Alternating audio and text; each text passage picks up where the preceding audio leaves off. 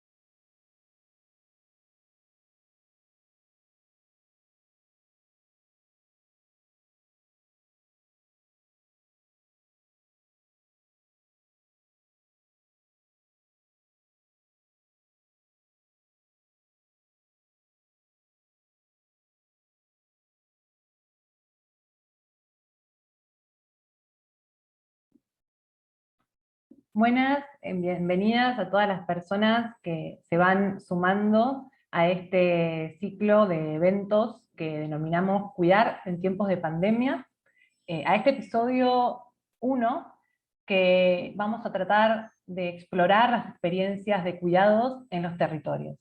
Este ciclo virtual queremos construir, repensar de manera colectiva, colaborativa los cuidados, contextualizarlo en los propios territorios, para justamente intercambiar necesidades y experiencias que contribuyan a este reflexionar sobre los cuidados, en clave de derechos humanos y desde la sabiduría plural. En este sentido, se han obtenido algunos datos también que son claves con una encuesta que se realizó con el Centro de la Mujer Peruana, Flora Tristán, y el IEP, la Encuesta Nacional de Tiempo Asignado a las Labores de Cuidados No Remunerados, y que nos gustaría compartirles justamente un video que tiene que ver con todo esto que les estoy contando.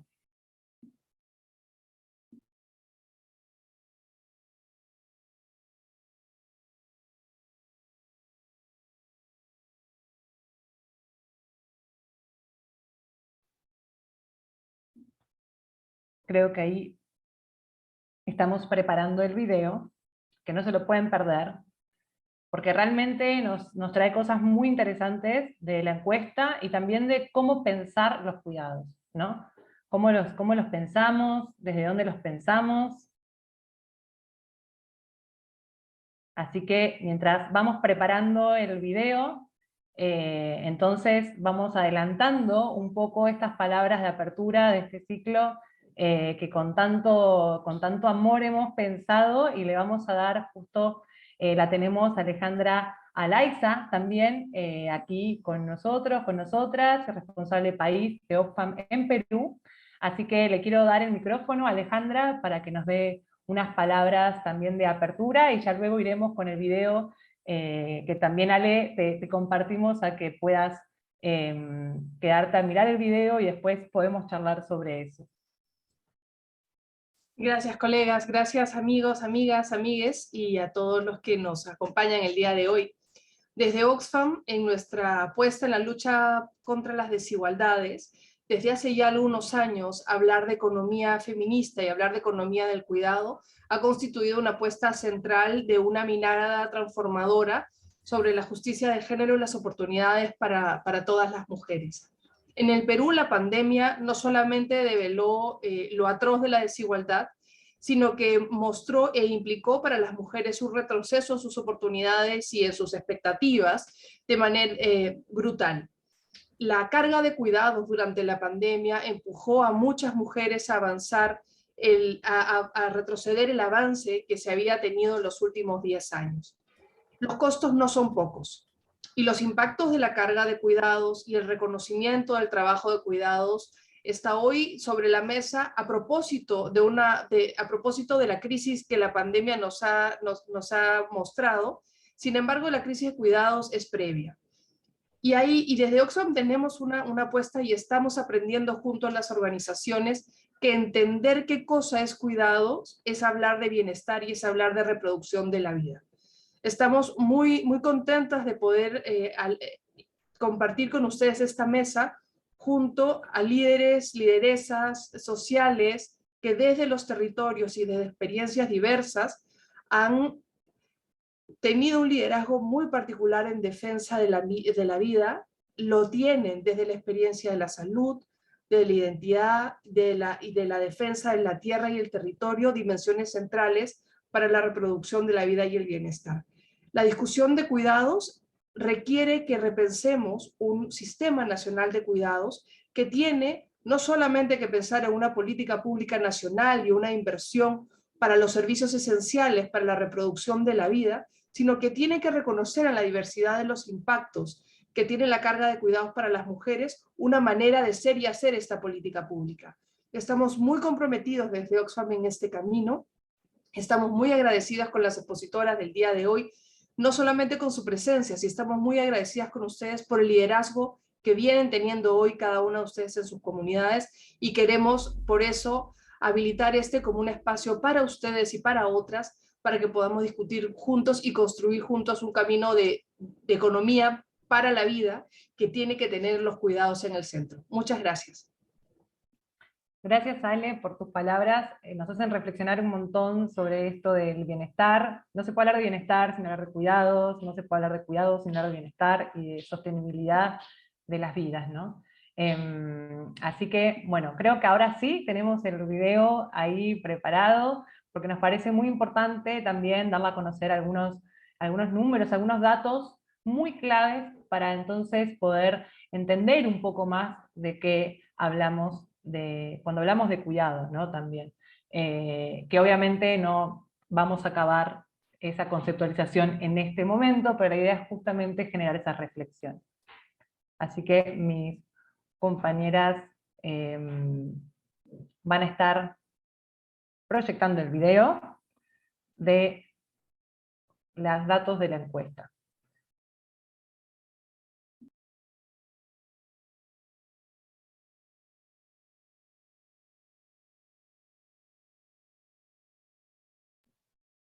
Me parece que el video se está haciendo esperar. Como todo buen producto se hace esperar, así que me parece que el video lo vamos a ver un poquito ahí como de intermedio de las rondas, y les voy a empezar a explicar entonces un poco cómo va a ser la dinámica. Vamos a tener dos rondas que vamos a abordar justamente preguntas que tienen que ver con el cuidar, el ser cuidado y el autocuidado, desde las experiencias de las personas que van a estar compartiendo sus reflexiones el día de hoy. Así que voy a pasar a presentarlas. Estamos con Santiago Balbín Gutiérrez, es investigador y activista transmasculina y no binaria, defensor de los derechos humanos de personas trans. Pertenece a la colectiva Rosa Rabiosa, colectiva de cultura crítica, disidencias afectivas y espirituales, y a la coalición de voces por la equidad y la paz. Tiene una especialización de metodologías de la investigación social por Flaxo y un diplomado de estudios LGTBI en Flaxo, Honduras. También nos acompaña Luz Medina González. Ella es secretaria de la organización de la Confederación Nacional de Mujeres Organizadas por la Vida y el Desarrollo Integral, CONAMOVIDI, con 17 años de fundación y 16 de vida orgánica, con presencia en Lima Norte, Sur, Este y Callao y en muchísimas otras regiones del Perú. Incluso hoy nos contaba que cuenta con 13.600 comedores populares en el país, que ahí seguramente va a profundizar mucho más sobre estas cosas en sus intervenciones. También nos acompaña Janet Fuentes Morales. Ella es mujer agente de cambio, que lucha contra la violencia estructural provocada por la falta de acceso a derechos, actuando en defensa de la vida y la salud en el Comité Comunitario Anti-COVID de Santa Rosa, Comas, y exigiendo respuestas sistemáticas para una salud adecuada para todas las personas. Y también nos acompaña Melania Canales Poma, es lideresa del pueblo quechua de la región Ayacucho, Perú. Actualmente es presidenta de la Organización Nacional de Mujeres Indígenas Andinas y Amazónicas del Perú, ONAMIAP, coordinadora de la región sur del Enlace Continental de Mujeres Indígenas de las Américas, ECNIA Sur, y parte del Consejo Colegiado del ECNIA. Así que, habiendo presentado a las personas que nos van a estar acompañando hoy, a empezar a reflexionar sobre algunas preguntas guía, voy justamente a transmitirle la primera pregunta que nos gustaría estar abordando junto a ustedes, y que es la siguiente. ¿Qué experiencias podría compartirnos en torno a cuidar, ser cuidado y o el autocuidado desde su organización o colectiva? Entonces, habiendo presentado a las personas y habiendo presentado la primera pregunta guía, le voy a pasar el micrófono a Santiago Baldín Gutiérrez para que nos plantee en estos minutos sus ideas fuerzas sobre esta pregunta. Hola Santiago, ¿cómo estás? Hola, Caro. Gracias por la invitación y también por generar estos espacios de reflexión. Creo que antes de hablar sobre este tema de mis experiencias con respecto a ser cuidado o cuidar y también al autocuidado, me gustaría como hablar un poco sobre el contexto que, incluso en el contexto pandémico, sobre este tipo de experiencias y también como en el sentido de cuáles fueron las afectaciones, ¿no? Para tener un poco de conciencia de lo que estaba pasando en este tiempo y también lo que sigue pasando. Creo que en ese sentido, algunas de las problemáticas que pasaban, por ejemplo, las disidencias sexuales, casos son gays, lesbianas, personas trans, personas bisexuales, etcétera. Quiero como enfatizar mucho más en temas de personas trans y personas transracializadas porque son un grupo o una población mucho más tocada dentro de toda la población LGTB, ¿no? O de las disidencias sexuales. Y en ese sentido, como varias de las problemáticas eran, por ejemplo, estar largos periodos de tiempo en el hogar, que eso implicaba el hecho de la violencia intrafamiliar que se sufría, ya que algunas personas sufrían violencia homofóbica, transfóbica, etc. Y también el no poder expresar o vivir en libertad la orientación sexual o la identidad de género dentro del hogar, ¿no? El tener que nuevamente volver a un estado de clandestinidad. Lo otro también fueron las medidas del Estado. Por ejemplo, el primer mes soltaron el pico y género, donde solo se salía por sexo, y hubieron bastantes como denuncias sobre mujeres trans son detenidas arbitrariamente, ¿no? De hecho, sucedió incluso hasta después de un año. Eh, y luego también el regreso al hogar o a la región de donde se huyó o se fue expulsada, porque hay personas que son migrantes que van a Lima para poder tener un poco más de libertad de vivir su orientación sexual o identidad de género. Y lo otro es que hay muchas personas LGTB que son botadas de sus hogares o huyen de sus hogares por el tema de la violencia, ¿no? Creo que este tipo de problemáticas como se dio bastante, de manera muy fuerte, y también el hecho de las afectaciones económicas, ¿no? Esto implicaba en sí el tema de personas trans que vivían en el centro de Lima, por ejemplo, trabajadoras sexuales que ya no podían salir a la calle, entonces no tenían medios económicos para su supervivencia, porque muchas personas trans vivimos en supervivencia, ¿no? Y de las transmasculinidades en ese sentido, eran como una larga lista de problemáticas que mencioné hace un rato, pero también en el sentido de que ninguno de los apoyos económicos o apoyos sociales que se dieron por parte del Estado se dio a personas transmasculinas y solo por identificarse con la masculinidad.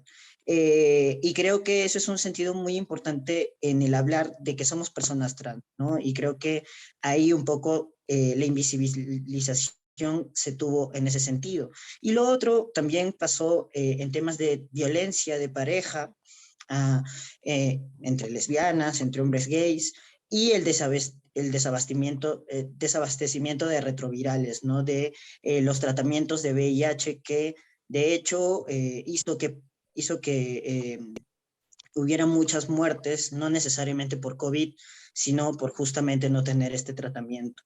Incluso hasta ahora el Estado bajó el presupuesto para estos tratamientos del VIH, ¿no? Y creo que son cuestiones como que se deben ir viendo y también denunciando. Y en ese sentido, las experiencias que nosotros hicimos como colectivo y también dentro, fue más o menos como nosotros, por ejemplo, teníamos una casa comunitaria, ¿no? Y de hecho también es una problemática de que varias casas comunitarias desaparecieron justamente por la afectación económica. Pero en ese sentido, ¿qué hicimos como casa comunitaria? Y de hecho, una experiencia justamente de ser cuidado fue para mí, porque como persona trans, por ejemplo, yo vivía con una compañera trans y la arrendadora de mi espacio como nos votó un día después de la pandemia. O sea, en realidad como mencionada la cuarentena, ¿no? O dado el decreto de cuarentena. Entonces, fue como un momento muy difícil y creo que Hogar de Chu, que era el espacio comunitario donde nosotros hacíamos nuestras acciones, fue al menos un espacio refugio para algunas personas trans, ¿no? Y de hecho, el hecho de sentirme cuidado justamente fue eso, porque fue como preguntar a este espacio si podía quedarme, y al final solo dije 2 semanas, pero me quedé un montón de tiempo, ¿no? Pero en ese sentido, cómo también tuvimos el trabajo en colectivo dentro de esta casa, ¿no? Como el hecho de poder ver también nuestros propios sustentos económicos, del comprar comida, de el poder como que hacer las tareas de manera como ordenada, también como dividirnos las tareas de manera equitativa, ¿no? Y creo que eso ayudó bastante a que nuestras acciones pudieran ser un poco mejores, y también tuvieran como mucho más creo que difusión, o también el alcance que tuvimos, ¿no? Por ejemplo, habían cuestiones que nosotros hacíamos, que había venido la virtualidad, y lo que nosotros apreciamos bastante como algo transformador y algo que también tiene que ver con el cuidado, es poder tener voz para hablar de nuestros sentires, de nuestras emociones, y también manifestarlas de cierta manera, ¿no? Entonces, lo que nosotros hacíamos como actividades para las personas de las disidencias sexuales y de género, era estos espacios llamados Dolor y Ternura. Dolor y Ternura era como un espacio donde, si tú escribías o si querías manifestar algo, un sentir de vinculado a tu identidad, vinculado a quién eras, vinculado a lo que te estaba pasando, podías compartirlo ahí, ¿no? Entonces, nosotros invitábamos a cierto número de personas, entre 5 o 6 personas, y luego había un micro abierto para quien quiera como que hablar o compartir algo, ¿no? Y creo que fue un espacio que creo que muchas personas se lograron abrir, o también soltar sus emociones en ese tiempo, ¿no? Y creo que la contención entre grupos de apoyo, al menos de personas LGTB, o tener un grupo de apoyo, es muy importante para la salud mental, ¿no? Creo que eso ayudó mucho a muchas personas, en el sentido de que ya no se sentían solas, o pasando como que este tipo de periodos en el hogar era una forma de escape. Antes el escape para nosotros era la calle, porque estar fuera de la casa, por ejemplo, hacía de que no te violenten en el hogar, ¿no? Y tener un espacio que fuera LGTB, o que fuera como inclusivo para las disidencias, era un espacio seguro para nosotros muchas veces. Entonces esos espacios se perdieron, pero en la virtualidad, como logramos tener esto, ¿no? Y luego también como el hecho de hacer festivales culturales, en el sentido de generar plataformas para personas trans que en este momento estaban siendo precarizadas, y poder hacer recaudaciones de fondos, ¿no? Poder contratar a personas trans que quieran recitar, que escriban o que hagan algo, y también como mostrar su arte y difundirlo, ¿no? Muchas personas trans que eran artistas, por ejemplo, sí no tuvieron como muchos apoyos también en ese momento. Entonces también buscamos esa forma, ¿no? Y lo otro fue la articulación que hacíamos con otras colectivas de distintas partes de Perú, Huancayo, Cusco, Loreto, Lima, Lima Norte, porque la parte de Lima Norte era una parte una zona que muchas veces no es tocada, creo que ni siquiera por organizaciones trans. Hay pocas organizaciones, ni siquiera hay organizaciones trans, hay simplemente como pequeños grupos de personas trans. Y Chiclayo, que nosotros articulamos con ellas en el sentido de poder hacer acciones de recaudaciones de fondos para mandar apoyos económicos a personas LGTB que estaban pasándola mal, ¿no? Y creo que en ese sentido, la mayoría de formas en las que hemos ido haciendo nuestro trabajo tuvo que ver con ello en sí, por la resistencia al hambre, la resistencia a la pobreza, y la resistencia a también el tema de las afecciones a salud mental, ¿no? Creo que es la forma de juntarnos y de hacer acciones comunitarias en ese sentido, fue muy importante para nosotros porque quisimos, o en ese momento también vimos, porque también lo vivimos y lo hemos vivido incluso antes de pandemia, el tema de la precariedad, ¿no? Y creo que la precariedad es una situación que no a muchas personas, no es nada bonita. Y en ese sentido, el poder ver que personas que estuvieran pasándola más tengan algún tipo de apoyo, ¿no? Ya sea emocional, como de grupo de apoyo, o también económico, en el sentido de que puedan pagarse siquiera un plato de comida en el día. Y lo otro, creo que el fortalecimiento bastante de las organizaciones trans. ¿Y por qué hablo sobre organizaciones trans y personas racializadas? Creo que, como dije, son la población como mucho más pegada dentro de nuestros espacios y creo que también han sufrido bastantes afectaciones en pandemia y las siguen sufriendo, ¿no? Creo que simplemente se agudizó bastante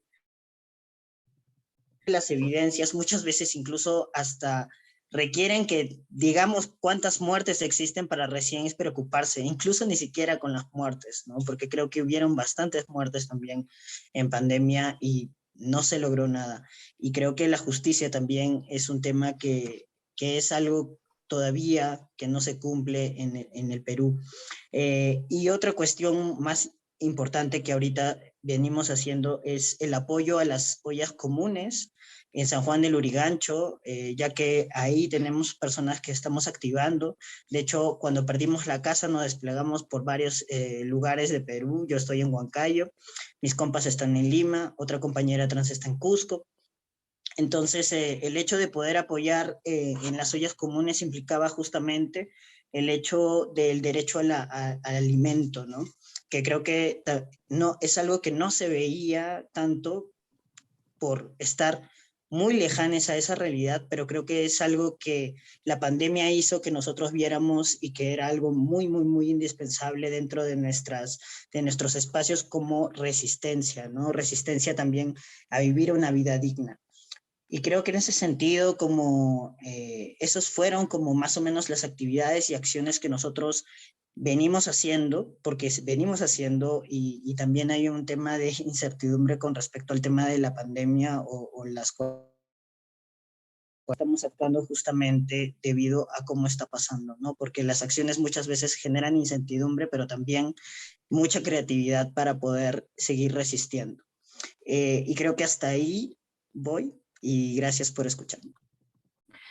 Gracias, Santi, gracias, porque la verdad que nos haces pensar, o por lo menos a mí me hace reflexionar muchas cosas sobre la necesidad de buscar y la importancia de buscar los cuidados en esos espacios seguros, ¿no? Que en clave de derecho, justamente. Entonces, eso me parece que es muy, muy, muy interesante para seguir reflexionando también. Ahora le voy a pasar el micrófono a Luz Medina González para que también nos pueda comentar en estos minutos estas experiencias en torno a cuidar, ser cuidado y el autocuidado desde su organización. Si Luz anda por ahí. Sí, muy buenas tardes a todas, a todos y a todes. Bueno, en primer lugar, agradecer a Oxfam por darnos la oportunidad de dar a conocer qué es lo que nosotras como organizaciones hemos previsto para enfrentar las pandemias y crisis, ¿no? Me sale iniciar video, Carolina. Sí, Luz, porque creo que tenés la cámara apagada. A ver, ahí te vemos, perfecto. Ya. Entonces, nosotras como organización, desde la época de FEMOPAL, que es la Federación de Comedores Populares Autogestionarios de Lima Metropolitana, desde ahí nosotros formamos la CONAMOVID, por la que estoy hoy día presente, ¿no?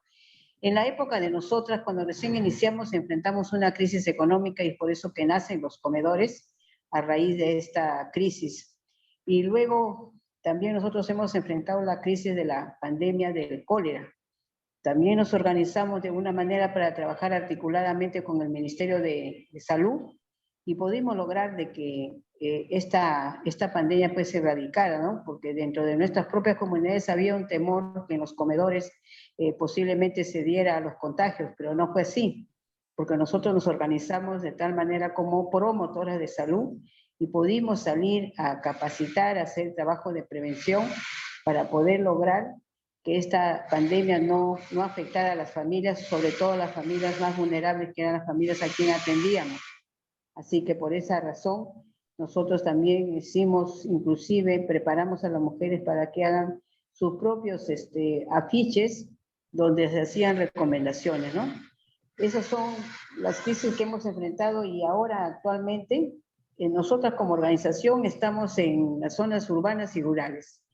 Y esta pandemia ha sido pues bastante preocupante y que hemos tenido que enfrentar, ¿no? Porque se generó una crisis sanitaria, una crisis alimentaria, un incremento de la violencia física, psicológica, sexual y económica, y las mujeres hemos asumido los cuidados en la familia y del entorno comunitario, porque como todos sabrán, se conformaron los comités anti-COVID, y que también fueron de la parte de la sociedad, de las comunidades, ¿no? De un espacio territorial de cualquier distrito, como también nosotras como organización también conformamos nuestros comités anti-COVID porque teníamos alto riesgo, dado de que en nuestra organización habían mujeres de una edad también, una edad ya avanzada, y como también enfermas con diabetes, ¿no? Entonces teníamos que asumir de que ya necesitaban pues un cuidado especial.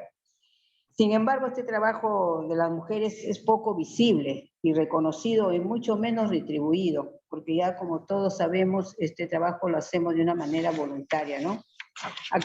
Como lo decías ahora, Carolina, actualmente hay 13.600 comedores a nivel nacional, pero nosotros contamos con una cantidad de 8.000 comedores a nivel de Lima, y a nivel nacional tenemos un promedio de 1.500 comedores.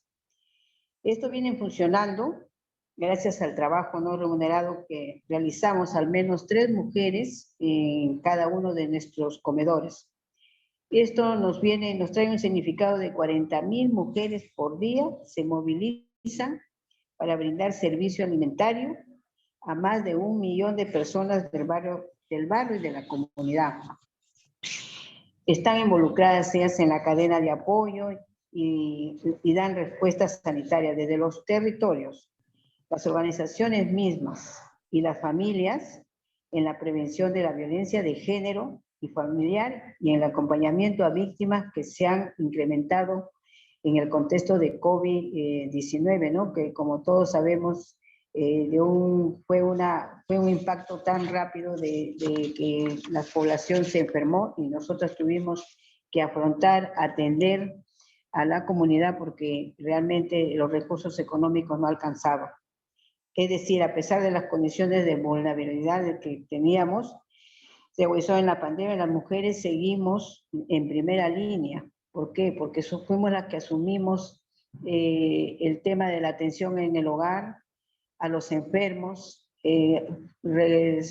inclusive tomamos otros roles, como el rol de educadora, porque tuvimos que asumir también este rol, dado de que se cerraron los colegios y los niños tuvieron que empezar a atender para poder tener, por lo menos, no perder su año escolar, ¿no? Nuestra organización ha formado también promotoras de salud, que son las que de alguna manera vienen trabajando articuladamente a nivel metropolitano. Han formado una red y entre ellas podemos saber de que vienen haciendo un trabajo de prevención. También nosotros hemos capacitado orientadoras judiciales, a defensoras comunitarias, promotoras ambientales, porque tiene mucho que ver el tema ambiental. Ya estamos viendo que lo que viene sucediendo con estos cambios ambientales. Estamos también en redes metropolitanas de lucha contra la violencia, así como en redes por las Limas, ¿no? Porque tenemos redes que se han conformado tanto en Lima Norte, Lima Sur, Lima Este, y ahí venimos articulando un trabajo con diferentes organizaciones que nos permiten también desde ahí saber la problemática, saber inducir a que las familias y las mujeres puedan organizarse para poder hacer la atención a este tema en el caso de la pandemia, porque es la que nos ha sorprendido, pero como ya nosotras como organizaciones hemos venido ejerciendo todo un trabajo de prevención, yo creo que ha sido bastante bueno el poder tener esas experiencias.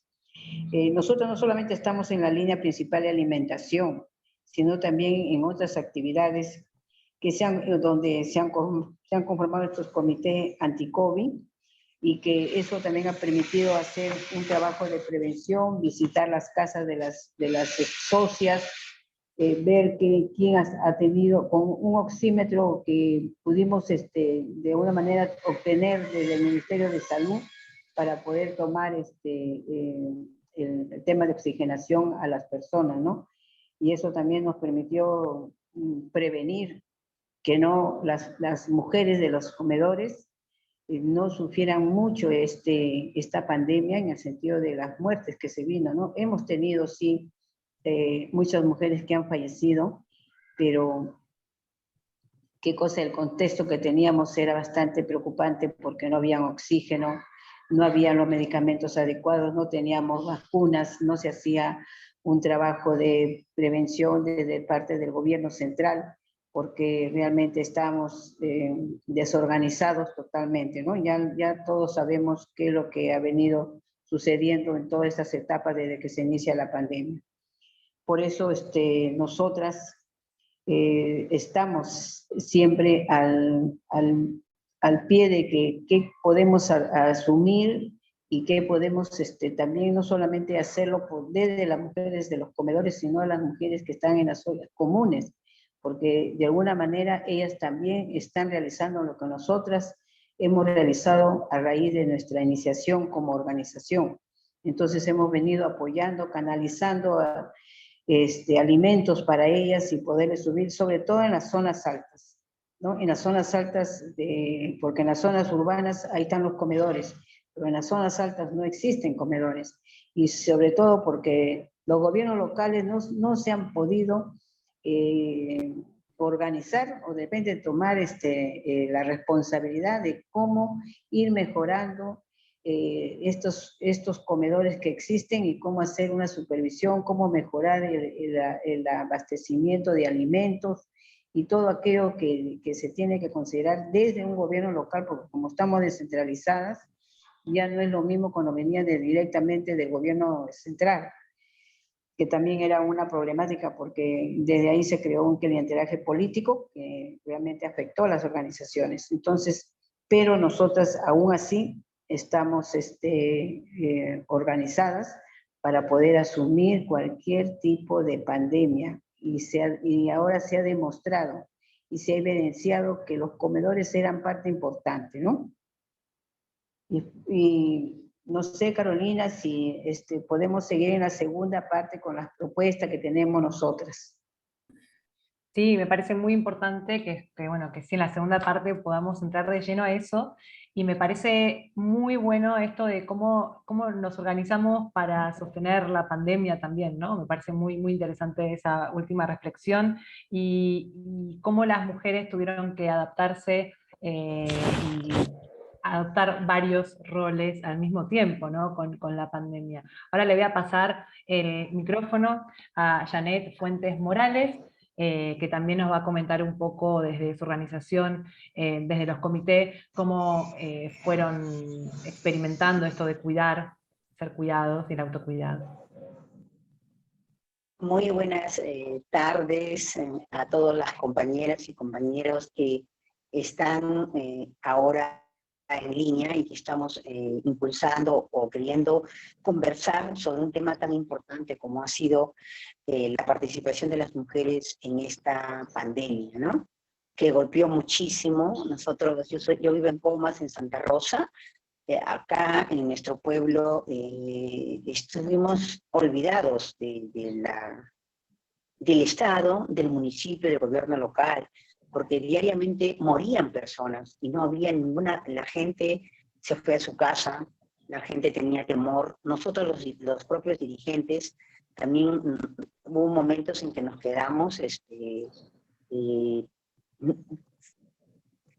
no sabiendo qué hacer, porque todo el mundo te decía, cuídate, no vayas por allá, vas a morir, ya se murió la vecina, ya se murió el vecino, mira, entonces, pero yo creo que ahí está la labor de nosotros los dirigentes, porque simplemente somos personas que interactuamos con la población, que salimos a enfrentar los problemas, pero no solo, sino desde la organización. Y es así que frente a la arremetida brutal de esta pandemia que se llevó a muchos y muy buenos vecinos de Santa Rosa y de nuestro distrito, es que nos organizamos un 16 de julio y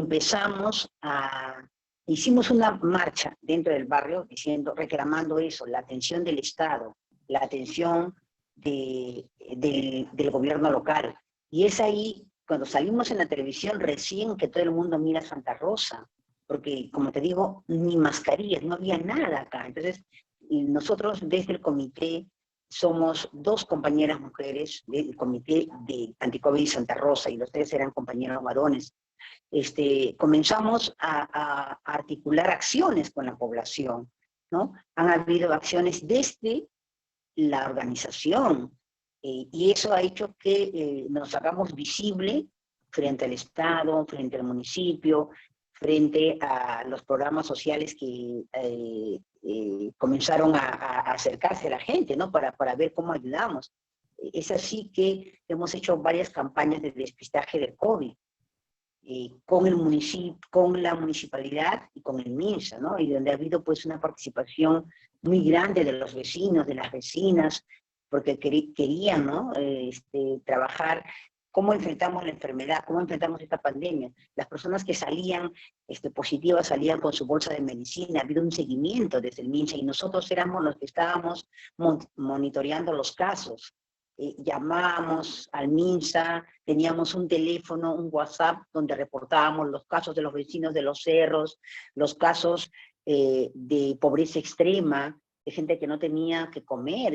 Una cosa que a mí me impactó muchísimo, antes de que formáramos el comité anti-COVID, fue que la aparición de banderas blancas. Entonces, eso sí, de verdad fue, como dice, un golpe al corazón. ¿Por qué? Porque que haya personas que no tenían nada que comer y teníamos que estar encerrados en nuestras casas. ¿Cómo? Había una señora, una anciana, que tenía como 80 años y era ciega y tenía 2 hijos que eran artistas, esos artistas que caminan, que cantan, ¿no? Que estaban en la miseria absoluta porque ¿qué evento había? No había nada. Entonces nosotros los dirigentes, enfrentando el temor natural, porque somos seres humanos, hicimos nuestra colecta y llevamos víveres. Y recuerdo que como nadie podía salir, ellos tiraron una soga con una bolsa y nosotros dejamos los víveres y ellos subían. Era una película, realmente, era cosas que nosotros nunca hemos visto directamente, ¿no? Como dice, una cosa es que te lo cuenten y otra cosa es vivirlo. Y así fueron varios casos de vecinos que estaban con bandera blanca y nos llamaban a nosotros. Cada vez que había algún caso terrible, Janet, en tal dirección, la gente no tiene que comer. Entonces comenzamos a coordinar también con estas empresas que traían pollo, que vendían a precio popular, que en algunos casos se compraba para los vecinos más humildes, y comenzamos nosotras, las compañeras mujeres, a movilizarnos y a movilizar a los dirigentes. Al formarse el comité de Santa Rosa, también se formaron otros comités en los cerritos, en Rincón Sagrado, en Simón Bolívar, en Alto Santa Rosa, porque teníamos que coordinar con ellos y ellos eran los que nos llamaban y comenzábamos a jalar la coordinación para poder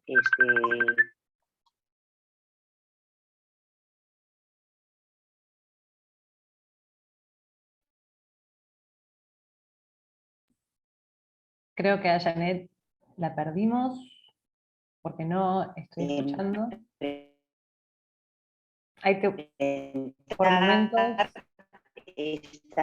esta situación tan terrible que fue la pandemia, ¿no? Y desde el hola, no me... Hola. Ahí te Mira, escuchamos. entonces Por un momento... voy a seguir. Es que creo que te entró una llamada y ahí se fue la señal, nos dejó ahí escuchando un poco con delay. Pero ahí creo que te volvimos a escuchar bien. No,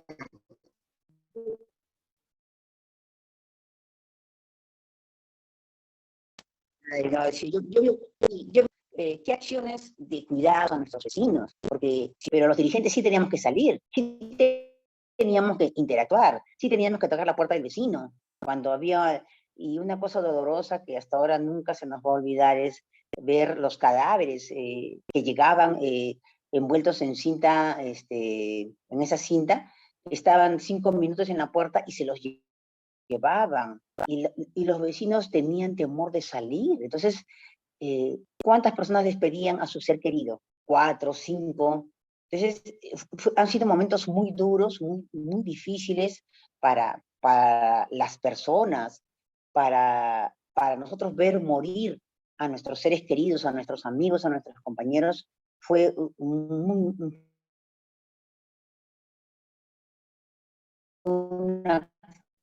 una acción terrible que nos golpeó mucho. Y esto fue lo que nos impulsó a enfrentar la muerte. Siempre lo menciono, nosotros en Comas tuvimos a un gran dirigente, el compañero Idelcio del Castillo, que falleció y murió un 2 de julio por COVID. Una persona que tanto luchó por las mujeres, por los niños, un político de izquierda que movilizó a mucha gente, pero que cayó abatido justamente por la precariedad económica en la que vivimos. Él, siendo una persona tan mayor, tenía que trabajar, así como muchos vecinos que han salido a las calles a trabajar, a ganarse el día a día. Nosotros sabemos que en nuestro país casi el 80% son gente desempleada, subempleada, o gente dedicada al comercio ambulatorio, a la venta de diversos artículos. Entonces, tenías que vivir del día al día. Entonces, salías y te podías contagiar, y contagiabas a tu casa, en tu familia. Pero ¿cómo le decías al vecino, vecino, no vaya a trabajar? ¿Y qué voy a comer, Janet? A nosotros también un caso muy doloroso fue la muerte de 2 vecinos que vendían comida. Luego la epidemia, abrieron su tienda en la Quinta Sonidero, porque fueron contagiados, me imagino, que en eso de vender apresuradamente. Entonces, ¿cómo las personas que hacían una actividad social? Por eso es que nosotros articulamos primero una acción con la población, que fue una acción de protesta, que fue nuestra marcha. Con esa marcha le hablamos que la gente mire a Santa Rosa, que los medios de comunicación miren a Santa Rosa, y que el gobierno, el gobierno local también. Entonces, desde la comunidad, desde la organización del comité, que hicimos un padrón de población vulnerable. Nos ha demorado semanas, pero lo hemos hecho con los dirigentes, casa por casa, tocando la puerta, sabiendo si hay una persona con discapacidad, si hay ancianos, etcétera, etcétera. Entonces ha sido un trabajo que se ha hecho desde la comunidad. No ha venido el MINSA a hacer ese trabajo de población vulnerable. El MINSA ha venido cuando se han hecho las campañas y se han detectado casos de COVID, ahí se ha hecho seguimiento. Ha venido la ambulancia, ha venido a dejar las medicinas, a visitar a las personas afectadas. Entonces ha habido una acción, un seguimiento, pero nosotros hemos estado impulsando, llamando, teníamos un teléfono directo de acceso al MINSA que tenía que reportar estos casos. Hemos hecho desde la población organizada el reparto de canastas, porque el Estado dio un presupuesto y dieron no sé cuántas canastas por distrito, pero a la gente que ha tenido fallecidos, a la gente que no tenía que comer, no se le dio, y nosotros desde el comité lo hicimos, no con nuestros recursos, porque sería mentirte, pero como somos dirigentes y nos conocen, nos llamaban, veían que estábamos interactuando, que estábamos haciendo cosas. Entonces, ¿qué les falta? Queremos entregar canastas a algunos vecinos. Entonces, hemos hecho hasta en 3 oportunidades entrega de canastas desde el Comité Anti-COVID. Teníamos 2 equipos de fumigación que han sido donación hasta del extranjero, de vecinos, amigos, que al ver que Santa Rosa era afectada con tantas muertes y al ver que había un comité activo, un comité proactivo que interactuaba diariamente, salíamos a tocar puertas diariamente, estábamos en constante comunicación con nuestros vecinos. Entonces, logramos 2 equipos de fumigación, ¿no? Y hemos fumigado muchas calles de nuestro barrio. Era increíble,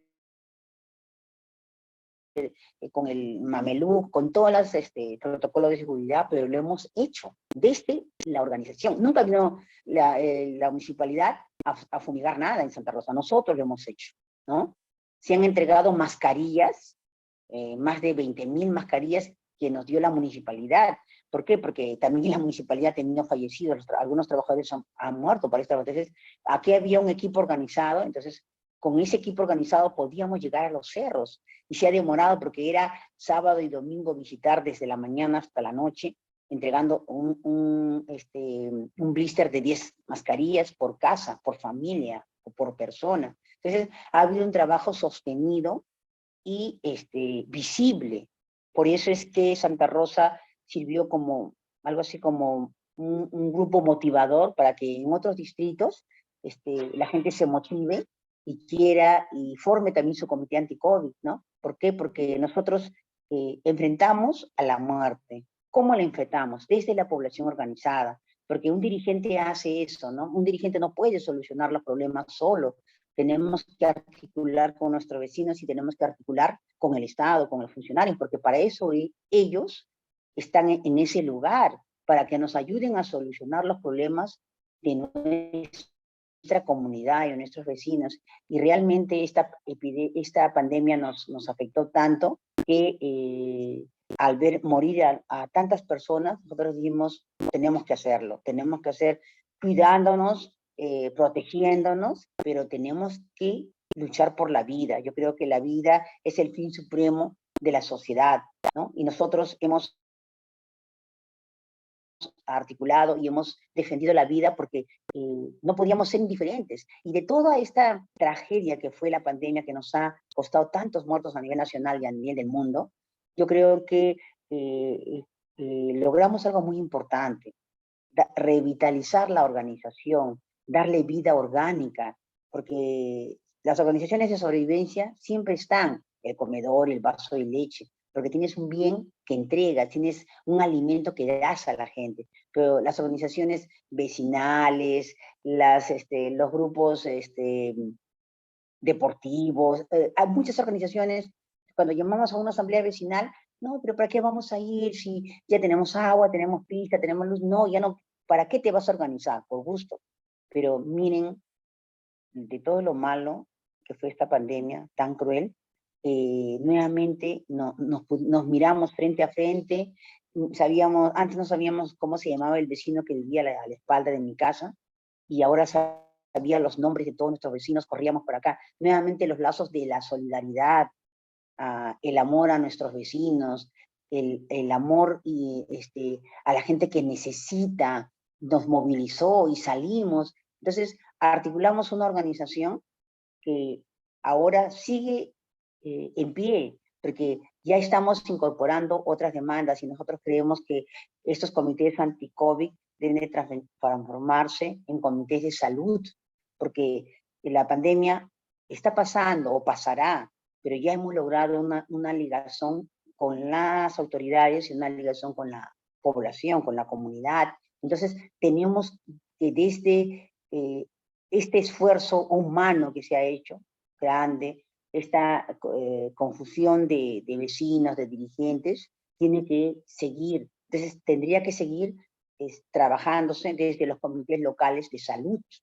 Eso es lo que nosotros queremos implementar, para que este recurso humano valioso, muy valioso, siga trabajando con la comunidad, siga trabajando con los funcionarios, con nuestro, en esa defensa de la vida que para nosotros es tan importante, ¿no? No ser indiferentes frente al dolor, no ser indiferentes frente a los abusos, no mirar desde la ventana. Tenemos que involucrarnos en solucionar los problemas, pero no solos, porque tampoco somos Batman, no, sino articular, jalar a la gente, jalar a las autoridades, para que juntos trabajemos por una mejor ciudad, por una mejor ciudad, por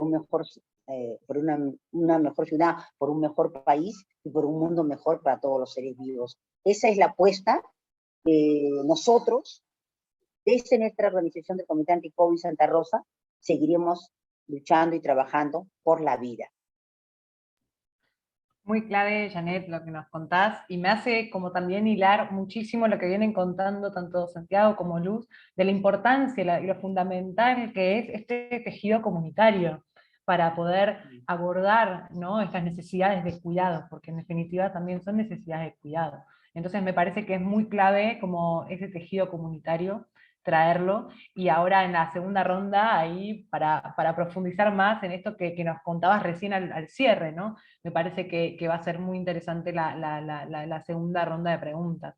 Ahora vamos a pasar con Melania Canales Poma, que es la presidenta de ONAMIAP, también para que nos cuente experiencias y reflexiones en torno al cuidar, ser cuidado y el autocuidado.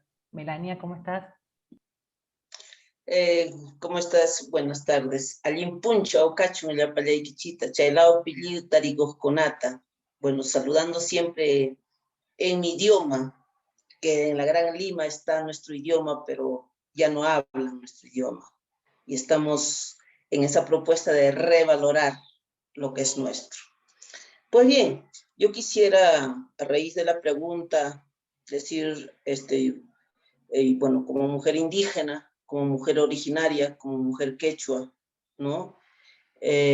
Nosotras, las mujeres indígenas, somos cuidadoras y que protegemos las vidas. Digo las vidas, porque no solamente es la vida nuestra, no solamente es cuidar la vida nuestra, es cuidar las otras vidas, esas vidas que a veces no lo notamos, ¿no? Y para la continuidad de la vida del ser humano es importante el cuidado de las otras vidas también. Nuestras propuestas del buen vivir tienen que ver con la armonía, la reciprocidad, el equilibrio entre el ser humano y la madre naturaleza, la madre tierra, que para nosotras la madre tierra es un ente vivo, tiene vida. Nuestros cerros, nuestros apus, nuestras lagunas, nuestros ríos, nuestros bosques, nuestras montañas, todo ello tiene vida. Y de esa vida el ser humano vive. Si no hubiera esa vida, no es posible la vida. Y nosotras, como mujeres indígenas, venimos protegiendo, venimos cuidando y diciendo no a la destrucción, no a la contaminación de nuestras aguas, de nuestras montañas, de nuestros ríos, porque ahí habitan las otras vidas, ¿no? Y que nuestras vidas dependen de esas vidas. De ahí comemos. Ahí está nuestra medicina. Ahí están nuestros lugares sagrados. Ahí también descansan nuestros ancestros. Y ahí están nuestros conocimientos, nuestra ciencia, nuestras tecnologías. Entonces, ¿cómo no cuidar? ¿Cómo no proteger? Al cuidar a la madre tierra, al cuidar a la madre naturaleza, estamos siempre diciendo, resistimos para existir. Y hemos resistido más de 500 años. Y por eso es importante organizarnos. Y nos hemos venido organizando. Los pueblos indígenas siempre hemos estado organizados. Por eso practicábamos el Aini, el Minca, el trueque, y siempre respetando a la madre naturaleza y no mirándolo como solo un recurso, no mirando como un objeto que solo sirve para utilizar, que solo sirve para destruir. Y todo lo que viene justamente hasta el coronavirus, el COVID-19, justamente tiene que ver con la destrucción de este planeta, con la destrucción de la madre naturaleza. Hay muchas vidas que van desapareciendo, hay muchos animales, plantas, inclusive plantas medicinales, se van desapareciendo, animales que van desapareciendo, que nosotras necesitamos ese equilibrio, porque necesitamos de ellos y de ellas para seguir viviendo nosotras las mujeres, o no solamente las mujeres, sino todos los seres humanos, porque cuando cuidamos a la madre tierra, no lo cuidamos solo para nosotros, lo cuidamos para la humanidad. Por eso, en esta defensa, exigimos derechos colectivos a tierra, territorio. Y en esta lucha, no solo, como decimos, se beneficiará los pueblos y las mujeres indígenas.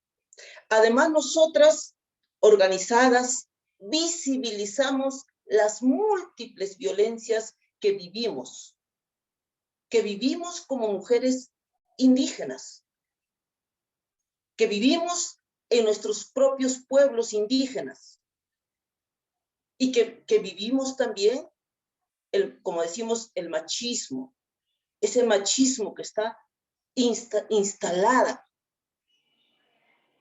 en la mente de nuestros hermanos.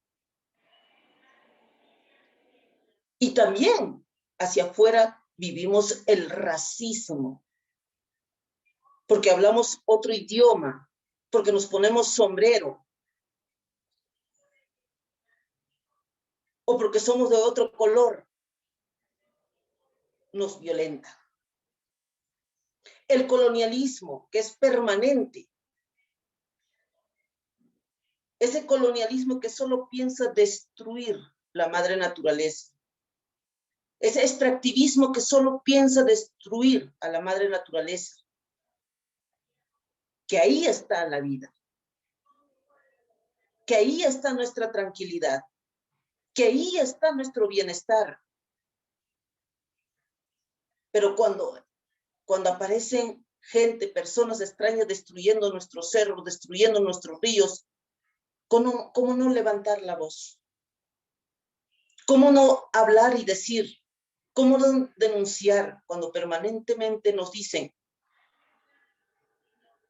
cuando nosotras protegemos, dicen que somos ignorantes? Cuando protegemos a esa madre naturaleza, nos dicen que no queremos el desarrollo, que no queremos el progreso. Los pueblos indígenas hemos vivido en desarrollo, sino que siempre nos imponen otra forma de desarrollo, una forma de desarrollo que no tiene armonía, que no tiene equilibrio, que no tiene reciprocidad. Esa es la forma de desarrollo que nos quieren imponer. Sabemos que somos una organización, ¿no?, que protegemos las vidas. Digo las vidas, porque las vidas son esos insectos que le llamamos, esos animales que viven en las aguas, en los bosques, muchos de ellos visibles, muchos de ellos casi no se dejan ver, pero esos animales, esas plantas, son vidas, y de ello vivimos. Por eso la defendemos también, y la seguiremos defendiendo. Por eso estamos organizándonos y tomando conciencia y reflexionando, porque sin esa vida No es posible. No es posible en nuestras vidas. Creo que los seres humanos tienen que entender que no solamente es acumular riquezas, destruyendo a nuestra madre. Siempre digo, solo quiero vivir una vida digna, una vida tranquila. Es lo único que queremos. Porque somos personas que hoy o mañana moriremos y no llevaremos nada, ni siquiera la ropa que tenemos encima. Y somos conscientes de ello. Y por ser conscientes de ello, defendemos las vidas. Muchas gracias. Gracias a vos, Melania, porque también nos hace reflexionar como muchísimo en torno a estos alcances que estamos repensando, que estamos reflexionando en torno a los cuidados, y pensarlo al cuidado como un derecho colectivo me parece que en lo personal es algo muy poderoso y que tiene que ser pensado así, justamente ahora que estamos viviendo una crisis climática también muy fuerte, ¿no? Antes de pasar a la segunda ronda, que tiene que ver ya con pensar las propuestas a futuro de las organizaciones y las colectivas, queríamos sí mostrarles este video que justamente nos cuenta un poco más sobre la encuesta que se llevó adelante sobre trabajo de cuidados no remunerado en tiempos de pandemia.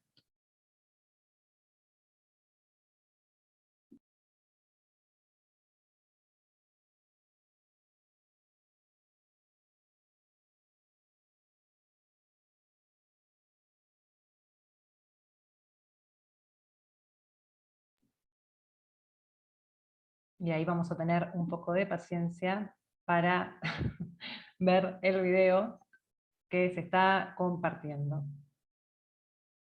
Ahí va.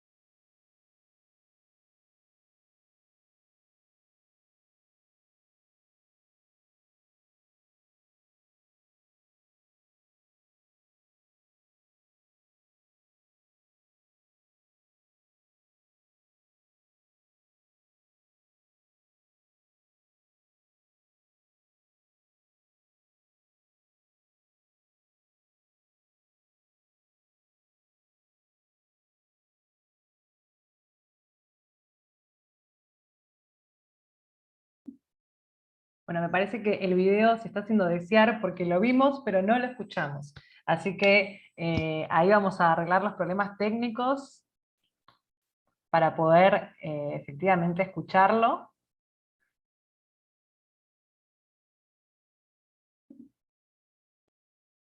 Los cuidados son labores que no siempre tienen un salario, pero son vitales para nuestro día a día, como preparar la comida, atender a nuestros seres queridos o atender el huerto. La encuesta sobre trabajo de cuidados no remunerados ha revelado que en el Perú, en 8 de cada 10 hogares, son las mujeres quienes asumen la mayor parte de los cuidados de casa. Las mujeres dedican 20 horas a la semana a cuidar de otras personas en su hogar. Los varones dedican poco más de 8 horas a la semana. En la pandemia, cargar la responsabilidad de los cuidados sobre los hombros de las mujeres ocasionó que ellas dejaran sus trabajos o abandonaran sus estudios en mayor proporción que los hombres. El trabajo de cuidados no es el problema. El problema surge cuando estas labores vitales para nuestro bienestar individual y colectivo no son distribuidas de manera justa. Cambiemos esta realidad. ¿Cómo podemos hacerlo?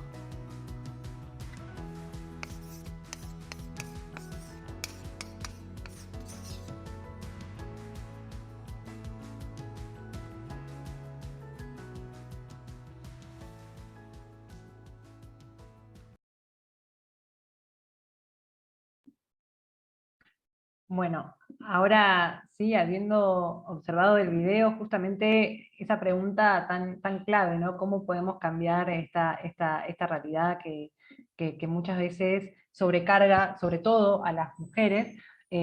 Vamos a arrancar con esta segunda ronda que tiene que ver con las propuestas a futuro que está contemplando las organizaciones y colectivas para valorizar los cuidados, ¿no? En las que son partes cada una de las personas que hoy nos están compartiendo sus reflexiones. Así que a raíz de esta pregunta vamos a arrancar con Janet, con 5 minutos para que nos pueda cada una de las personas mostrar, comentar sus ideas, fuerzas en torno a esta cuestión. Bueno, una de las primeras propuestas, ideas fuerza que tenemos es, como lo dije antes, transformar estos comités anti-COVID en comités de salud, que pueda abordar más temas, no solamente el tema de la salud, se tiene que abordar el tema de la salud, pero de manera integral. Porque en esta pandemia, como hemos visto por los medios de comunicación, por toda la difusión que ha habido casos terribles, este encierro, las mujeres hemos perdido más. Han habido más feminicidios, han habido más violaciones, han habido más intentos de muerte a mujeres. Entonces, este tema de cuidar, que nosotros somos las cuidadoras de la vida, como lo hacía señalado, de la vida de nuestras familias, de la vida de nuestros vecinos, de la vida de nuestros amigos, también compañeros, que por naturaleza, por aprendizaje, no podría especificar, pero siempre estamos queriendo hacer algo por acá, por allá, por acá. Entonces, esta labor de cuidar, de autocuidarnos nosotras y de cuidar a nuestras familias y después a nuestra comunidad, debe de seguirse, debe de tener ya un contexto diferente. ¿Por qué? Porque la salud es un tema integral, tiene que ver con la violencia contra las mujeres, tiene que ver con este tema que es tan fuerte también, el tema de salud mental. Justamente a raíz de esta pandemia tenemos cuántos casos, este aislamiento, estar encerrado en casa ha quebrado a muchas personas. Si antes había problemas de salud mental, ahora eso ha aumentado y nosotros lo vemos en nuestro barrio. Y la gente, mucha gente no ha muerto de COVID, pero ha muerto de depresión. Ha muerto porque estaba encerrada en su casa, porque no podía ir a visitar a su familia, se comunicaba por teléfono. Entonces necesitamos una atención de salud mental fuerte, fuerte. Necesitamos que el Estado, si el tema de salud mental no tiene presupuesto, si el tema de salud mental solamente tenemos, creo que el Hospital Arco Herrera, el Noguchi, no sé, pero tiene que haber una importante acción en defensa de la salud mental de la población, ¿no? Tiene que haber también, en esta pandemia se ha descuidado otras enfermedades, otros males, ¿no? ¿Cuánta gente ha muerto de cáncer? Porque no se le ha operado, porque no se ha hecho su quimioterapia, porque se cerraron los hospitales, se cerraron los centros de atención de primer nivel y solamente había atención al COVID. Entonces, tenemos que de verdad reconocer de que se ha descuidado muchos aspectos de la salud de la población, de la salud de los vecinos. Entonces, eso nosotros tenemos que involucrarnos nuevamente en esta integralidad de la salud. Por ejemplo, nosotros en Santa Rosa hemos hecho, no solamente el Comité Anti-COVID ha trabajado el tema de la lucha contra el COVID, hemos hecho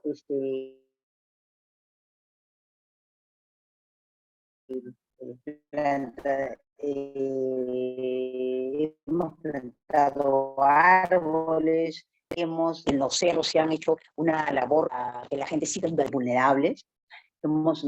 Soy animalista, hacemos el tema del cuidado del medio ambiente, hacemos el tema también del cuidado en contra del abandono a los animales,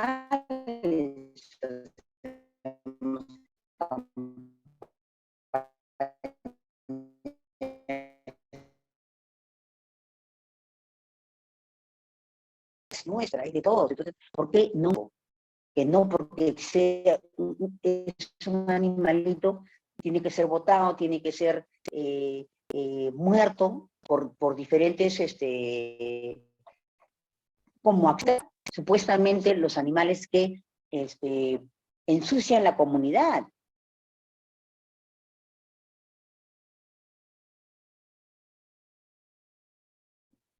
Creo que estamos teniendo unos problemas de conexión que, bueno, como digo siempre, no hubiese sido un evento virtual en pandemia si no hubiese un problema de conexión.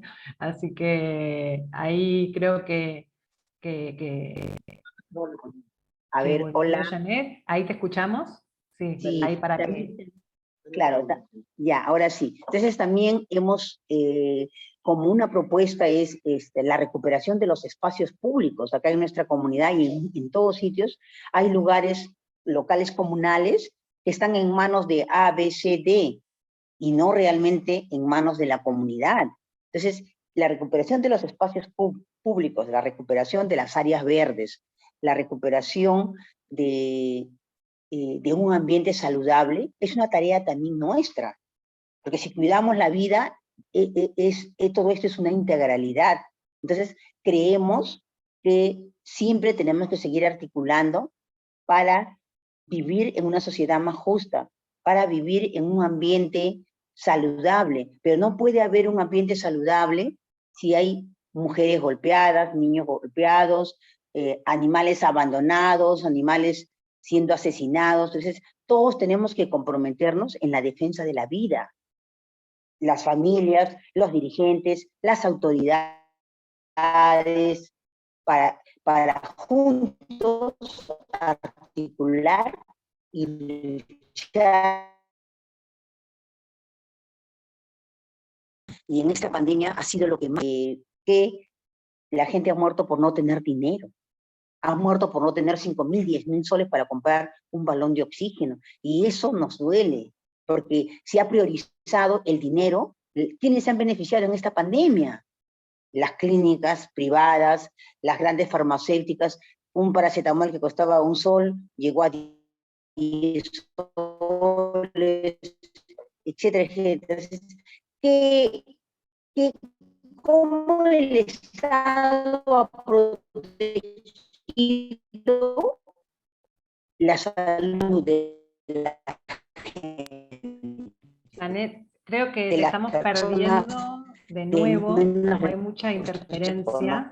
No se ha hecho. Esta ha sido la tierra de nadie. Entonces, esa es una crítica que tiene que ser vista y ser escuchada. Janet, creo que sí, estamos teniendo mucha interferencia con la conexión, me parece que es. Pero no sé si me estás escuchando. Sí te escucho, sí te escucho. Estamos teniendo muchos problemas de interferencia. Por ahí, a ver si probamos nuevamente, así ya... No, es la señal, porque estamos con... La señal, sí. Puede pasar claramente en la virtualidad.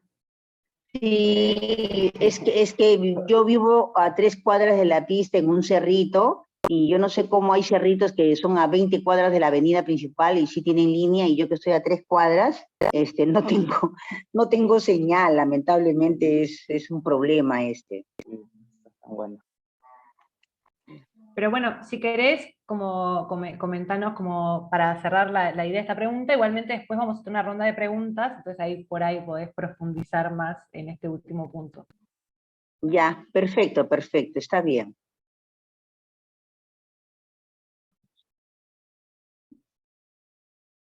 ¿Qué nos falta? Si no, dejamos para las preguntas para que ahí pueda buscar mejor señal. Y le pasamos la voz entonces para que nos comparta estos 5 minutos de idea fuerza sobre las propuestas a futuros que están contemplando para valorizar los cuidados a Santiago Balbín Gutiérrez. Gracias. Bueno, lo que nosotros tenemos como propuestas o lo que queremos hacer es igual seguir como trabajando a medida también de saber de justamente de espacios que están pasando por situaciones difíciles, ¿no? De hecho, para mí me parece muy importante que esto no solo se quede en este espacio de diálogo, sino poder articular de cierta manera entre todos. Y creo que la lucha por las vidas, no solamente siento que es por la vida, sino por vivir una vida digna, porque ¿de qué vale vivir si es que te violentan en la calle, si es que te golpean en la calle, o si es que ves a un compañero, compañera o compañere que es asesinada en la calle? O si no, también en sus hogares o en otros espacios, ¿no? Y creo que esa es una problemática que muchas veces pasamos las disidencias sexuales y de género, y en ese sentido, parte de lo que Rosa Rabiosa en este momento está haciendo, y de hecho en una puntualidad es que en junio vamos a tener un encuentro de transmasculinidades y personas no binarias asignadas mujeres al nacer, y qué implica hacer un encuentro de este sentido, como ver y vincular de qué manera entre transmasculinos o personas no binarias asignadas mujeres al nacer tenemos acciones de apoyo mutuo, ¿no? Porque en la pandemia, de hecho, nos pudimos unir entre varias organizaciones, éramos como 5 o 6, y pudimos ayudar a 150 transmasculinos que estaban pasando por una situación de precariedad. Entonces, creo que las acciones de resistencia son esas, ¿no? ¿Y por qué solamente de transmasculinos y personas no binarias asignadas mujeres al nacer? Y acá lo pongo en el sentido de que para este Estado y para esta sociedad, muchas veces no se nos lee de esta manera, a pesar de que digamos que somos una masculinidad, nos identifiquemos como hombres o no nos identifiquemos como ninguno, ¿no? Este Estado nos sigue tratando como mujeres y nos sigue leyendo como mujeres a varias de nosotros. Y en ese sentido pasamos también las mismas violencias similares a esto, ¿no? De hecho, un informe que apareció en el 2021, en el cual yo fui coordinador de esta investigación, como parte de la violencia que recibían las transmasculinidades y personas no binarias aman, era justamente la amenaza de violencia sexual, ¿no? Y qué implicaba esta amenaza de violencia sexual, y de hecho era como casi un 80% de todas las personas participantes, era el hecho de justamente rebelarse a los roles de género femeninos. Y en ese sentido, por esa rebeldía, ocurría este tipo de amenazas, ¿no? Te voy a convertir en mujer, te voy a volver mujer, como si el castigo de la violencia sexual fuera justamente el revertir la desviación, entre comillas, lo digo, porque no es una desviación, y en ese sentido es una forma de violencia patriarcal hacia las transmasculinidades y personas no binarias asignadas mujeres al nacer.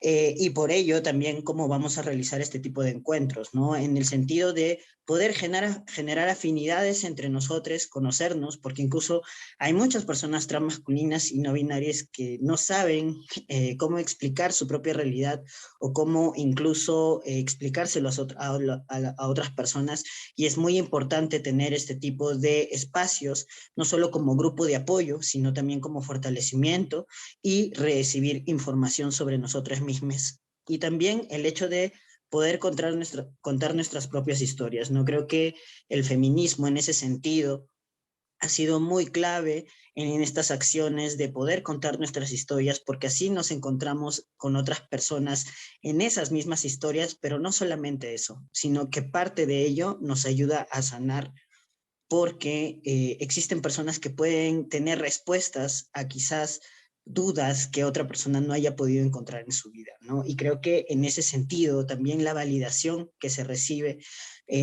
cuando una persona pasa violencia o por sus experiencias de vida, creo que es muy importante como parte del cuidado. Y lo otro que también vamos a realizar son los festivales presenciales de dolor y ternura, porque fueron como digo, parte de poder seguir resistiendo es justamente que nuestras emociones o nuestra salud mental como tenga formas de cómo desahogarse, pero también encontrar motivaciones, ¿no?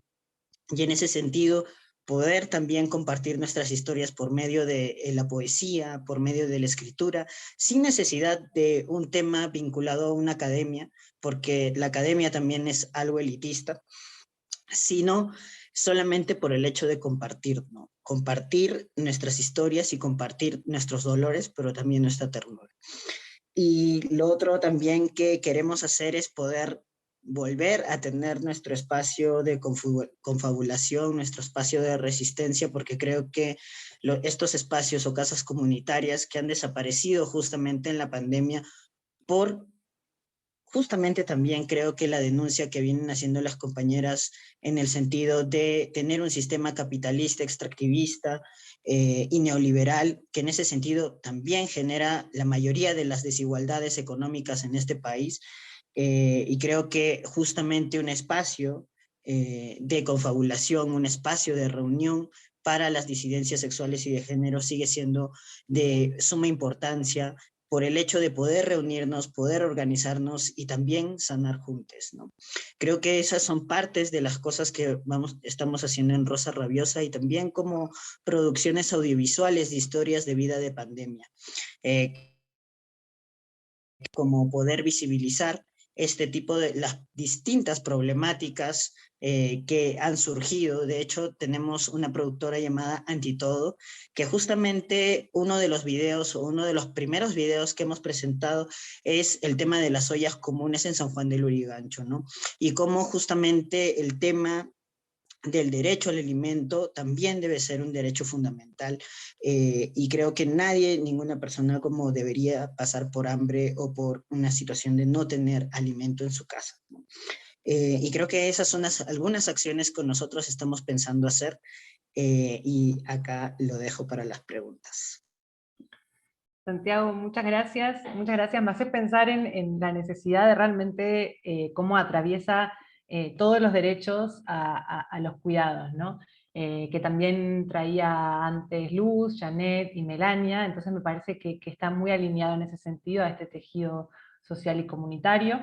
Y ahora le voy a dar pase a Luz Medina para que en estos 5 minutos nos pueda comentar las propuestas que están contemplando desde su organización para valorizar los cuidados. Si Luz anda por ahí, obviamente. Creo que sí.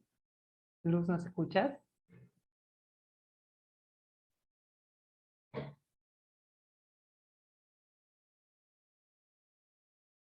Si no, podemos esperar que se... ¿Se escucha?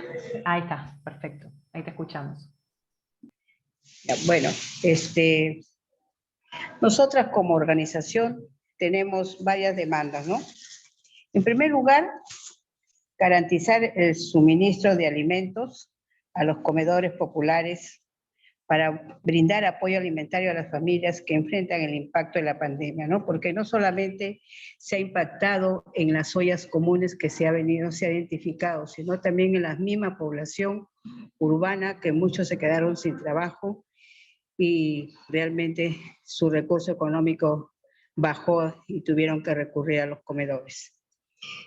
Y también estamos pidiendo y solicitando que se asigne un presupuesto para la bioseguridad de las mujeres que trabajan en los comedores hasta salir de esta crisis sanitaria, así como también como proteger a la vida de nuestros pacientes de COVID, porque nosotros tenemos muchas que están afectadas, facilitando la debida atención médica y el abastecimiento del oxígeno, porque muchas veces tuvimos problemas con el tema del oxígeno para que puedan tener, ellas muchas murieron, sobre todo porque no tenían el recurso para tener el oxígeno en su debido momento, ¿no? Sufrimos pérdidas de presidentas distritales con este problema del COVID. Después también queremos, también una de las demandas que nosotros tenemos es ampliar los hogares temporales de refugio, ¿no? Para las mujeres que sufren violencia de género y familiar. Nosotros tuvimos problemas con el tema del bono, porque las mujeres de los comedores no fueron ellas prácticamente beneficiadas con este bono y tuvimos que de alguna manera organizarnos para poder ayudar a muchas de ellas. Es también una de las cosas que nosotras tenemos como demandas y propuestas es incluir en la lista prioritaria que se vacunaran a las mujeres con la vacuna anti-COVID, porque 80.000 mujeres que trabajaban en los comedores populares, que trabajan en primera línea no fueron vacunadas en su debido momento, ¿no? También eso fue un riesgo que corrimos nosotras. Otra de las también demandas es que se incluya a las mujeres en las organizaciones, en los programas estratégicos de reactivación económica, como ya hemos escuchado ahí en la ponente, indispensable para la recuperación de la autonomía económica de nosotras, las mujeres que entregamos parte de nuestro tiempo y nuestras vidas a bregar por justicia social, porque vemos de que las mujeres no son reconocidas por el trabajo que vienen haciendo y cómo influyen mucho en la economía social del país, y que a pesar de eso, de nuestro trabajo voluntario, no somos atendidas de una manera, ¿cómo se podría decir? Que debe ser, ¿no? Porque en tema de salud, en el tema de trabajo, en el tema que tenemos nosotras que enfrentar situaciones, cuando vamos a una atención al hospital, no somos, las mujeres que tienen sí son marginadas, no son atendidas tal y como debe ser con todos, ¿no? Entonces, son parte de nuestras demandas, y que también mucho tiene que ver el tema de salud mental, ya que muchas de las familias han quedado afectadas, ¿no? Afectadas psicológicamente, muchos niños abandonados prácticamente por familiares que se han quedado ellos huérfanos de padre, pero no han tenido dónde recurrir. Hicimos incidencia para que también el Estado reconozca a estos niños y les dé la atención debida, ¿no? Los comedores populares a nivel nacional constituyen la red más importante para la protección social comunitaria. Y en el contexto de la pandemia es imprescindible un reconocimiento concreto de la importancia de su aporte para sostener la vida de las familias, que en su mayoría viven del trabajo del día a día, del que dependen la mayoría de los peruanos y peruanas. Es una obligación del Estado tener a la población realmente con todas esas condiciones que necesitamos y todos los derechos humanos que merecemos, que al final de cuentas, por estos contextos políticos se están olvidando de cómo seguir apoyando a las familias, ¿no? Esa es parte de nuestra organización, qué es lo que venimos haciendo, qué es lo que cómo venimos organizándonos a través de las redes, para que podamos, no solamente en el territorio donde estamos, sino a nivel nacional. Es parte de nuestras demandas, Carolina, y esperamos pues de que este gobierno también se mejore, porque estamos viviendo un contexto político muy difícil y que no sabemos qué nos trae el futuro para poder resolverlo, y también nosotras poder afrontar lo que se viene quizás en cualquier momento. Gracias.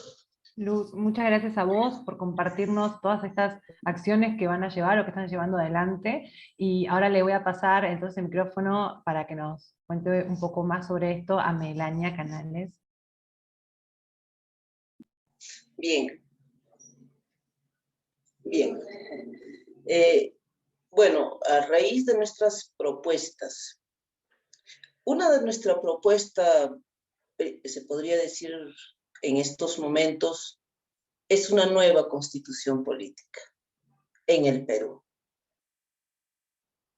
Una nueva constitución que nos reconozca a las mujeres indígenas como sujetos de derecho. Una nueva constitución que garantice nuestros derechos colectivos, que garantice nuestra autonomía y nuestra participación, que garantice realmente digo, una educación y salud intercultural. Y creo que las que han hablado también lo han mencionado. Queremos una educación gratuita, porque en estos momentos la educación y salud no es gratuita. Es un negocio. Y eso hemos visto en plena pandemia. Entonces, si es un negocio, no es un derecho. Y eso, esta constitución política actual lo fortalece, para que se negocie con los derechos. Esa es una realidad que tenemos que cambiar, este pacto social, donde todas y todas organizadas participar en una asamblea constituyente, donde nuestras hermanas de los comedores, donde nuestros hermanos de la diversidad sexual, nuestros hermanos, hermanas, ¿no?, de las distintas colectivos, organizaciones, deberían de participar, el taxista, las comunidades, etcétera, etcétera. Por eso decimos una asamblea constituyente. No como fue la construcción de esta constitución por una asamblea del Congreso. Y el Congreso representa a grupos de poder. Esa es nuestra realidad. Asimismo, que esa constitución debería reconocer el derecho de la madre naturaleza. En esa constitución se debería cambiar la forma, cómo se elige al Tribunal Constitucional, que el Tribunal Constitucional, que debería ejercer justicia, ya no ejerce justicia. Simplemente cumple sus posiciones políticas. Esa es su voluntad política. Las posiciones políticas no te garantiza derechos. En este país no hay garantía de derechos. A un inocente, aquel que lucha por los derechos, aquel que defiende las vidas, puede ir preso, pero un asesino, un criminal, puede estar suelto porque tiene la plata. Esa es nuestra realidad en la cual vivimos. Por eso exigimos una nueva constitución, pero eso lo tenemos que hacer el pueblo. Tenemos que tomar conciencia todos y todas de esta nueva constitución que fortalece al capitalismo, que destruye vidas, que no hace justicia, que los derechos se privatizan. Asimismo, necesitamos articularnos. Necesitamos articularnos con Santiago, necesitamos articularnos con Janet, con las organizaciones de comedores. Necesitamos articularnos para defender la vida nuestra y la vida de nuestros hijos, de nuestras hijas, la vida, las vidas. Necesitamos articularnos para resistir al capitalismo.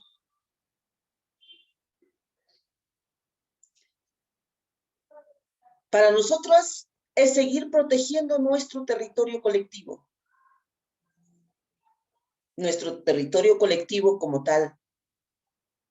Y por eso, actualmente también venimos promoviendo una recomendación general ante la CEDAW, porque la CEDAW ¿no? Habla de los derechos individuales, pero no de los colectivos. Y nosotras las mujeres indígenas exigimos derechos colectivos. Para nosotras, derechos individuales y colectivos es como una moneda que tiene dos caras. Son inseparables nuestros derechos colectivos y nuestros derechos individuales. Y esos derechos colectivos, por este Tribunal Constitucional, pues está siendo negada. Es lo que tenemos aquí. Asimismo, seguir luchando las mujeres indígenas por la igualdad. Por la igualdad. Que los hombres indígenas dejen de ser machistas. Que los hombres indígenas también asuman responsabilidades, ¿no? Y no nos dejen solas en el trabajo no remunerado. No es posible que nuestros hermanos solo se preocupen por el trabajo remunerado y nos dejen toda la carga del trabajo no remunerado. Y ese trabajo no remunerado sostiene a la familia, sostiene a la comunidad, sostiene a este país. Y son las mujeres las que asumimos. Por eso es importante que nuestros hermanos asuman esa responsabilidad, o su responsabilidad, su deber. No como apoyo, porque no es un apoyo, es su responsabilidad. Que tomen conciencia de esa responsabilidad. Y esa es una preocupación que también tenemos. Entonces, venimos trabajando. Y nuestra esperanza está en la juventud. Con la juventud tenemos que seguir analizando, reflexionando sobre nuestras vidas, sobre las vidas, sobre erradicar las múltiples violencias. Muchas gracias. Gracias, Melania. Y bueno, y ahora vamos a ver un poco estas preguntas, la ronda de preguntas de la audiencia, del público, y ya que la tengo por ahí a Melania, que venía muy de la mano con lo que venía hablando, me gustaría hacerte una de las preguntas del público que tiene que ver con si es posible integrar el trabajo de cuidados hecho por las mujeres en las políticas ambientales.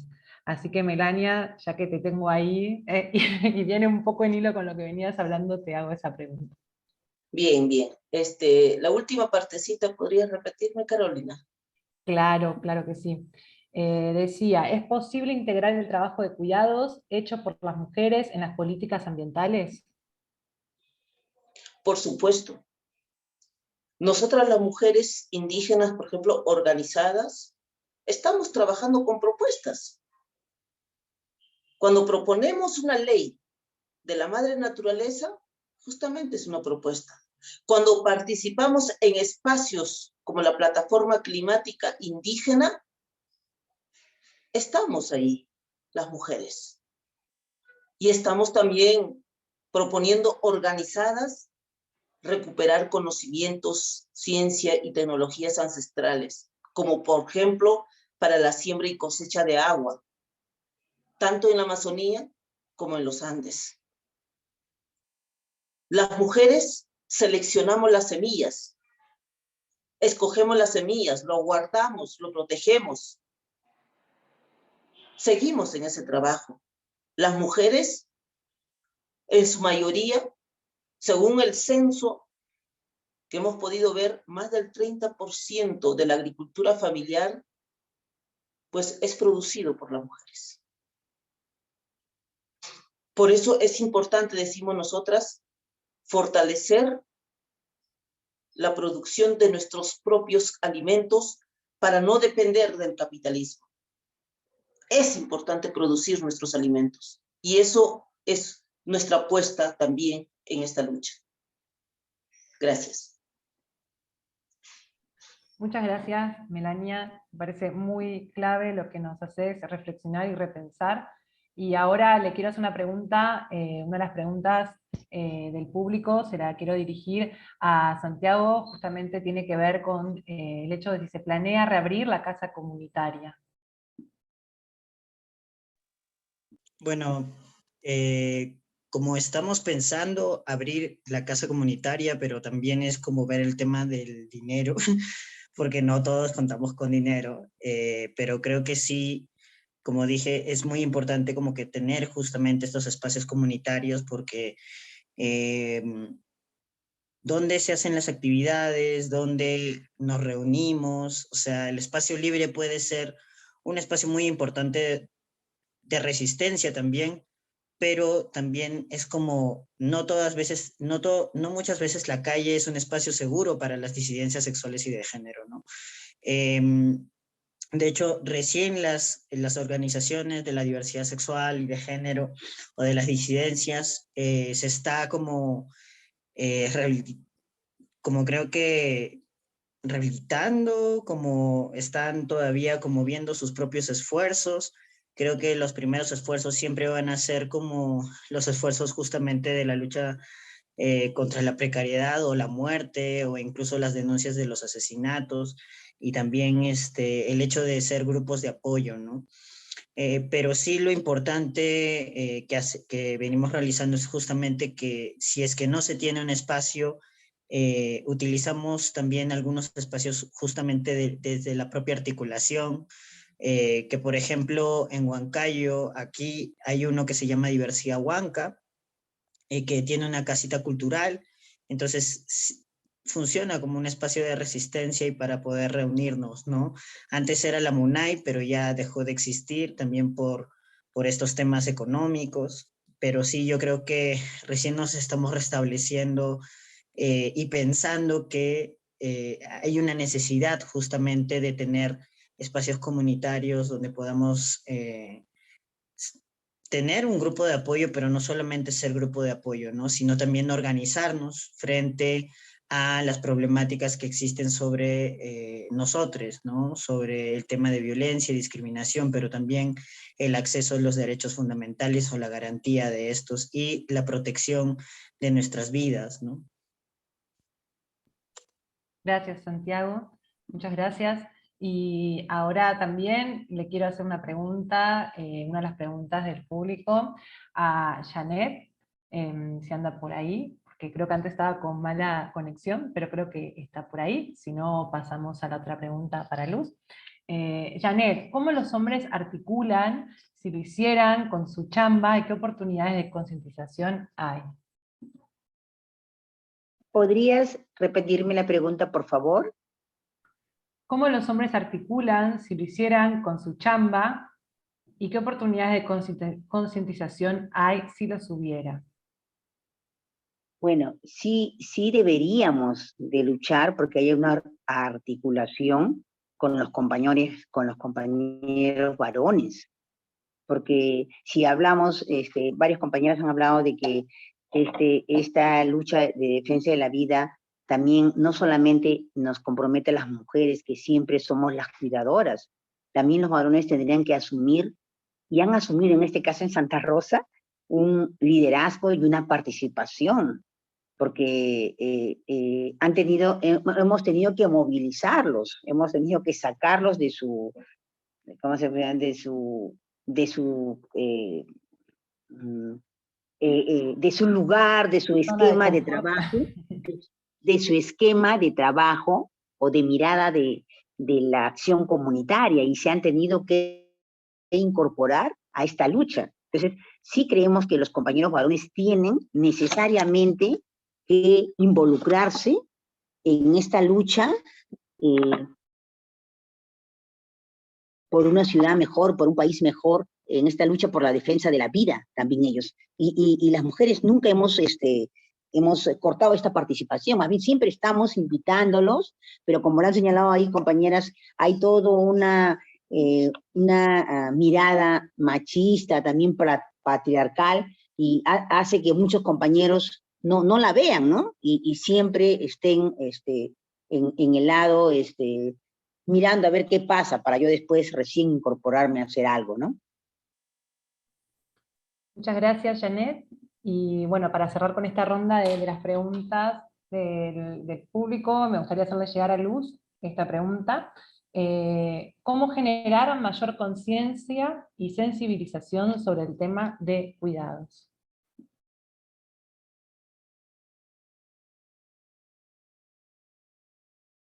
No sé si Luz anda por ahí. Ya estamos cerrando el episodio 1, que creo que nos hizo a todas las personas que estamos acá reflexionar un montón, y no sé si Luz está con mala conexión también.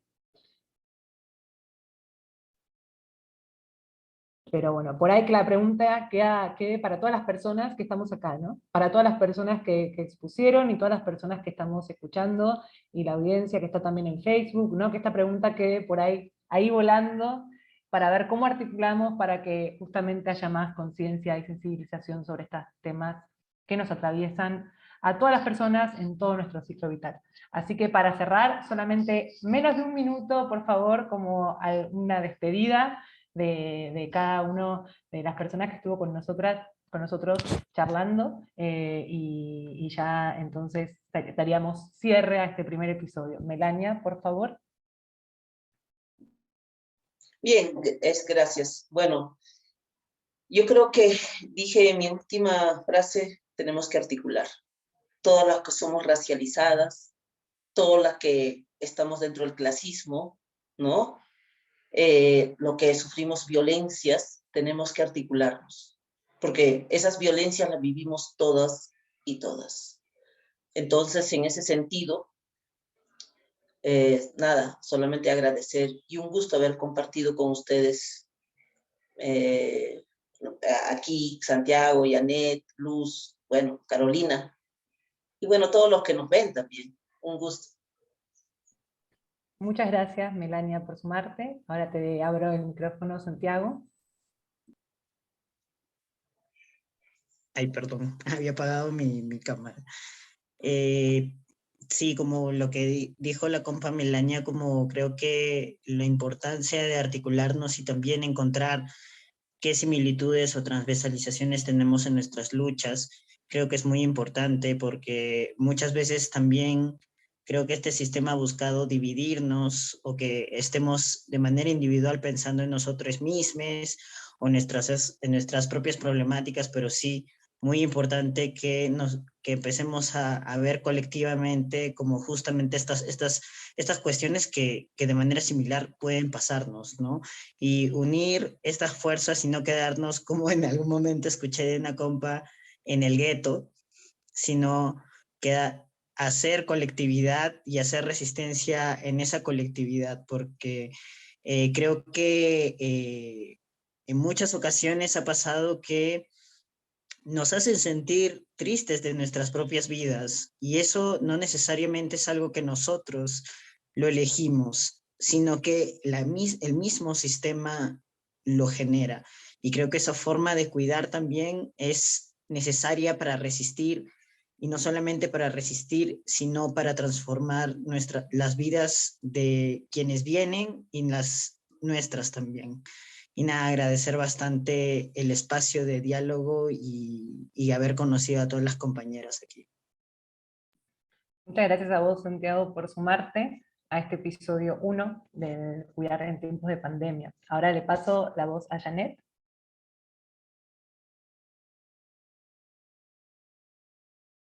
Creo que tenés el micrófono apagado, Janet.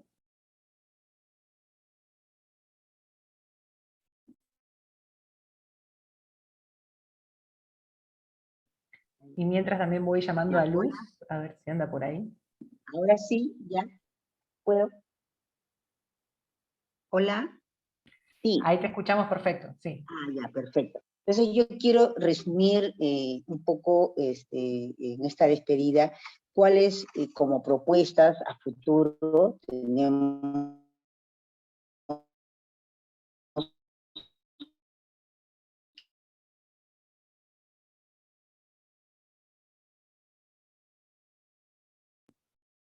Creo que quedó sin conexión, pero bueno, si Luz está por ahí, le pedimos también sus palabras de cierre. Trabajar para mejorar, para incorporar las demandas de la población en esta defensa de la vida, ¿no? Hemos hablado lo primero de constituir los comités de salud, ¿no?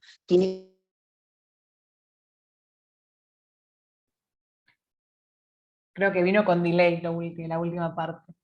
Pero bueno, creo que... Ahí estás, Janet, no te escuchamos, o sea, te escuchamos por la mitad y un poco con mala conexión, pero bueno, la verdad que creo que fue muy, muy rica toda la conversa, las reflexiones que nos plantearon, tanto Janet, Luz, Melania, Santiago, y me parece que nos vamos con mucho para pensar, y acá no queremos acabar el tema acá, sino como que es un puntapié también para empezar a ver esto que justamente traía la colación y que me parece fabuloso el tema de justamente las alianzas para la defensa de la vida, a todas las vidas.